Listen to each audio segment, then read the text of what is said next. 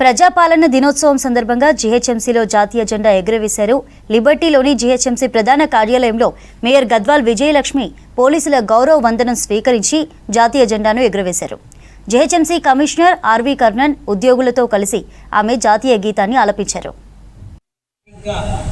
77 సంవత్సరాల క్రితం తెలంగాణ గడ్డపై రాచరికానికి, నియంతృత్వానికి, పెత్తందారితనానికి వ్యతిరేకంగా పోరాడి నిజాం నిరంకుశ రాజులు ఆనాటి రాచరిక వ్యవస్థను ముట్టడించి తెలంగాణ బానిస సంఖ్యలు తెంచిన చారిత్రాత్మక ఘటన 1948 సెప్టెంబర్ 17న ఇదే హైదరాబాద్ గడ్డపై ఆవిష్కృతమైన తెలంగాణ అంటే త్యాగం. నాటి సాయుధ పోరాటంలో ఎందరో ప్రాణత్యాగాలు చేశారు, జీవితాలు త్యాగం చేశారు. సర్వం కోల్పోయిన లక్ష్య సాధనలో వెనుకంజ వేయలేదు. ఆనాటి సాయుధ పోరాటంలో ప్రాణాలు వదిలిన అమరవీరులకు ఈ సందర్భంగా మన ఘన నివాళి అర్పిస్తున్నాం.